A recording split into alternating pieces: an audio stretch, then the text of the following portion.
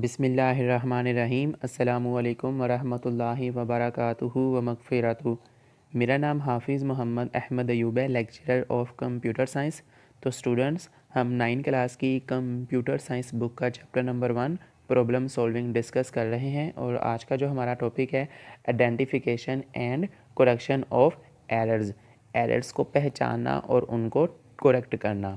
तो ये हम याद कहाँ से लेकर कहाँ तक करेंगे।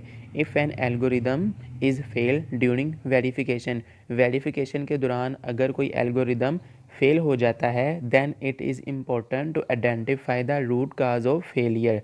तो ये बहुत अहम है कि हम उस बुनियादी वजह को पहचानें जिस वजह से वो नाकाम होता है, फेल होता है, and then to correct it, और फिर उसको दुरुस्त कर लें। Sometimes the error is logical, बाज़ोकात जो एरर आता है वो लॉजिक वाला होता है। यानी कैसे लॉजिकल एरर्स कौन से होते हैं? वो वाले एरर्स जो अपना प्रॉपर काम तो कर रहे होते हैं लेकिन जैसे हमने उससे आउटपुट डिमांड की होती है वो वैसे ही हमें आउटपुट को प्रोड्यूस करके नहीं दे पा रहे होते।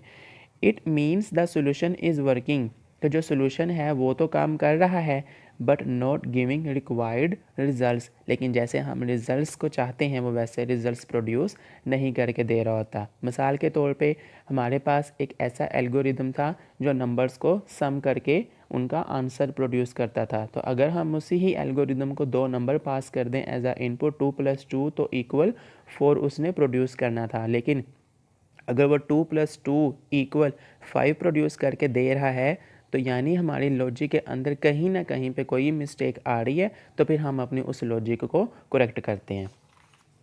फिर इसके बाद ट्रेस टेबल स्टूडेंट्स ये एक ऐसी टेक्निक होती है कि जब हमारा कोई एल्गोरिदम प्रोसेसिंग में हो, वो कोई काम कर रहा हो, रनिंग मोड के अंदर हो, तो रनिंग मोड के अंदर ड्यूरिंग प्रोसेसिंग, ड्यूरिंग एग्जीक्यूशन वो एल्गोरिदम कोई भी लॉजिकल एरर प्रोड्यूस ना करे। अपने एल्गोरिदम को उन तमाम एरर से बचाने के लिए हम ट्रेस टेबल का इस्तेमाल करते हैं। A trace table is a technique use to test algorithms, कि ये एक ऐसी टेक्निक होती है जो एल्गोरिदम्स को टेस्ट करने के लिए इस्तेमाल की जाती है in order to make sure that no logical errors occur while the algorithm is being processed. तब कि जब हम ये चाहते हैं कि हमारा एल्गोरिदम प्रोसेसिंग कर रहा हो, काम कर रहा हो, तो तब उसके अंदर कोई भी लॉजिकल मिस्टेक ना आए। The table usually takes the form of multi column, इस वाले ट्रेस टेबल में एक से ज़्यादा कॉलम्स होते हैं और मल्टी रो टेबल, और इसके अंदर मल्टी रो टेबल भी होती हैं, यानी इसके अंदर एक से ज़्यादा रोज़ भी होती हैं, एक से ज़्यादा कॉलम्स भी होती हैं। With each column showing names of data, कि जो हम ट्रेस टेबल बनाएंगे उसके अंदर जितने भी कॉलम्स होंगे उसका हर एक कॉलम डेटा के नेम को रिप्रेजेंट करेगा।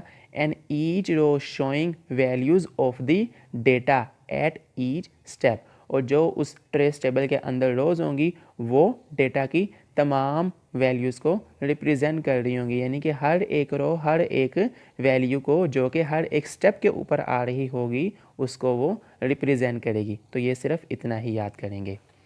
फिर इसके बाद using invalid data for testing, के अगर हम टेस्टिंग करना चाहते हैं तो हम इनवैलिड फॉर्म के अंदर उसको डेटा प्रोवाइड करके अपने एल्गोरिदम को चेक करें कि आया कि वो प्रॉपर काम करता है भी कि नहीं। तो ये कहाँ से लेकर कहाँ तक करेंगे, ये हम सारा ही करेंगे।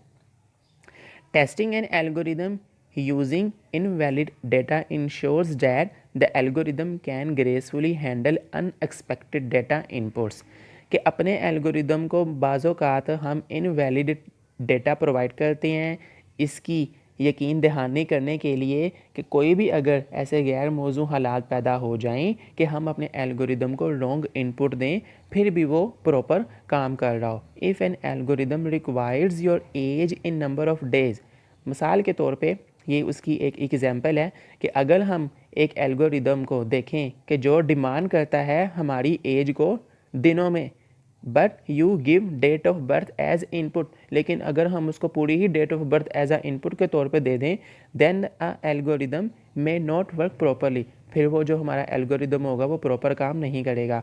The purpose of testing using invalid test data is to detect such situations.